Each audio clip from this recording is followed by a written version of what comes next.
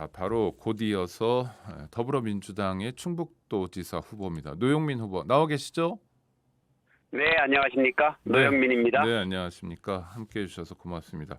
일단 엊그제 임기가 끝났으니까요. 문재인 정부요. 또 대통령 비서실장을 지내셨으니까 짧게라도 문재인 정부에 대한 평가부터 듣고 싶은데요.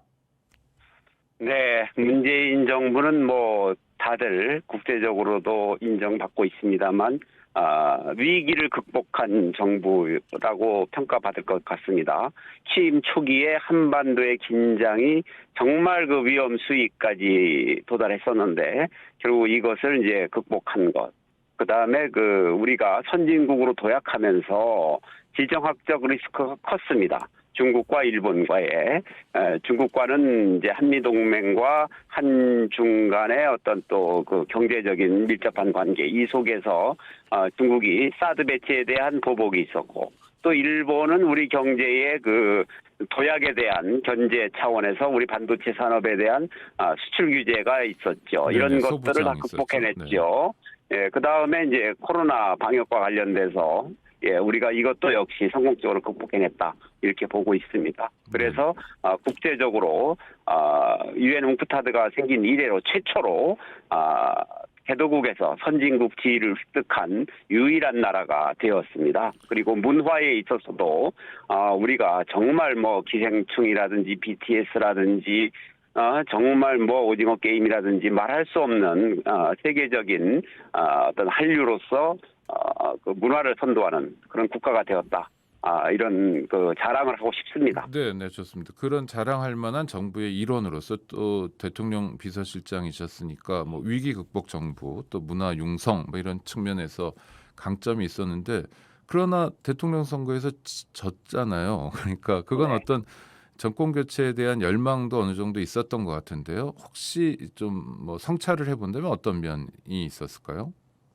글쎄요, 뭐 그것은 시간을 좀 더 두고 네, 그 냉정하게 평가를 좀 해봐야 되지 않을까 저는 그렇게 생각을 하고 있습니다만 일단 그 집권 말 때 상당한 그 여러 가지 정책에 있어서의 그 뭐랄까요 그 좀 혼선 혼란, 네, 내지는 혼선, 네. 혼란 이런 것들도 저희들은 반성해야 될 부분이다 이렇게 생각하고 있습니다. 네, 알겠습니다. 오늘 충북도지사 후보로서 모셨는데 워낙에 대통령 비서실장을 지냈던 분이시라 궁금한 걸 여쭤보지 않을 수 없었습니다. 자, 노영민 후보가 충북도지사가 되면 하고 싶은 거를 딱 1호 공약으로 한 가지만 말씀해 주신다면 뭐가 있을까요? 저는 저출생 극복입니다. 저출생 극복. 어떻게 네. 극복하시겠습니까? 네, 사실은 저는 대한민국 국가 위기 제1호를 네, 저출생으로 보고 있습니다. 사실 뭐 분단, 북핵, 무슨 환경, 기후, 뭐 고용, 뭐 무지무지 많은 그 현안이 있습니다만, 다 그 우리의 그 당면한 현안이죠. 그 중에서 저는 저출생이 가장 시급하고 현재 대한민국 국가 위기 제1호라고 보고 있습니다. 그 그래서 대한민국 이것을 자체가 극복하기 위해 소멸될 수 있다 이런 우려신 거죠? 대한민국이 더 이상 네, 현재의 그 국가 수준을 유지하기가 어려울 겁니다. 우리가 1970년대 초반에도 1년에 신생아가 100만이 넘었던 나라입니다. 그렇죠. 네, 지금 재작년에 30만이 붕괴해서 27만, 작년에는 또 26만대로 내려갔지 않았습니까? 네. 이 정도의 신생아 출생으로는 우리 국가가 현재의 경제 규모를 유지하는 것은 불가능합니다. 현재 잠재 성장률이 0%로 떨어져 가고 있는 이런 이유는 저출생에 기인한 것이 가장 큽니다. 그래서 저는 물론 경제적 지원이 모든 것을 해결하지는 않습니다. 그렇지만 신생아 한 명당 월 70만 원의 양육 수당을 5년간 매월 지급하는 것으로 네. 그렇게 그 1호 공약을 냈습니다. 그러면 70만 원씩 60개월이죠. 네네. 4,200만 원을 지불하는 것이고요. 이것이 상당한 효과가 있을 거라는 그런 좀 FGI의 그 결과도 있었습니다. 그런데 그 저출산 또 고령화에 대해서 뭐 위원회도 만들고 그 대통령이 위원회인 위원회도 있었지 않습니까? 그리고 여러 정부도 네네. 노력은 했는데 실제로 성과는 없고 자꾸 저출산 문제는 심각해지기만 하는데요.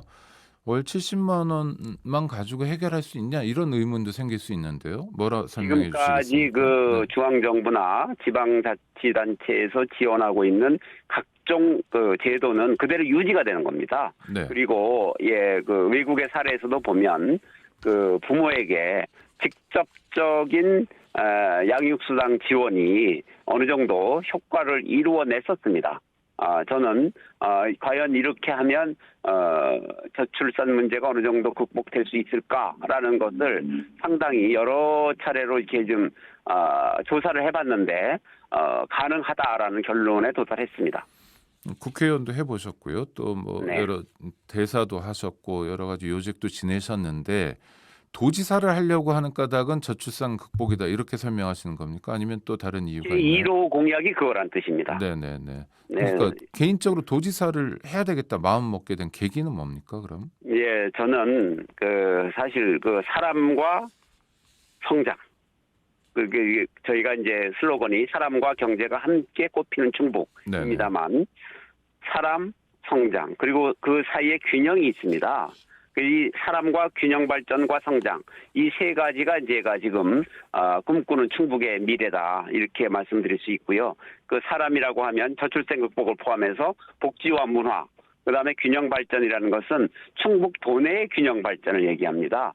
사실은 우리나라의 광역자치단체 중에서 가장 도민으로서의 정체성, 그것의 어떤 일치성이라고 할까요? 도민들이 가지고 있는 그것이 부족한 곳이 저는 충북이라고 보고 있습니다. 네. 충북은 호남, 영남, 강원, 충남, 경기 이 모든 광역단체에 이렇게 둘러싸여 있는 내륙 도입니다. 그러다 보니까 충북의 북부나 충북의 남부는 본인이 충북 도민이라는 정체성이 그렇게 뚜렷하지 않습니다. 네네. 충북 도민 전체가 내가 충북 도민이라는 정체성을 가지고 있지 않다.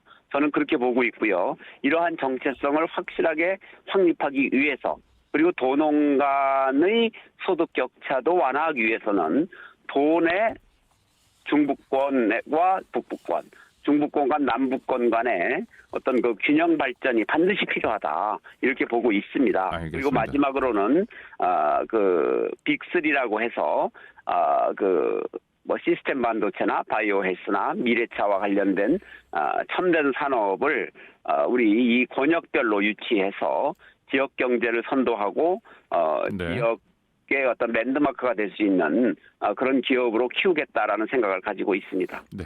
그러면 김영환 후보가 아니라 노영민 후보여야 하는 까닭을 짧게 설명해 주신다면요?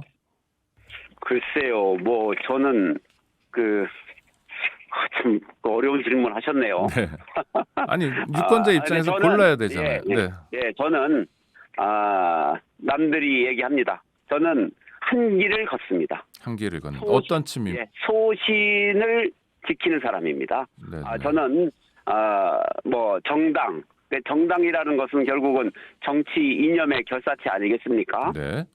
저는 한 길을 걸어왔습니다. 네. 그리고 지역도 저는 옮긴 적 없고 그대로 저는 충북 오로지 충북을 네. 위해서 싸웠던 사람이고 그리고 저는 미래의 희망을 키워가는 사람입니다. 알겠습니다. 저는 지금까지 제 욕심을 위해서 어떤 가던 길을 바꾸거나 이런 적은 없습니다. 네, 그런 면에서 다르다 이런 말씀이었고요. 네. 저는 소신의 정치인이다. 네. 이렇게 저는 생각하고 있습니다. 네, 함께 해주셔서 감사합니다.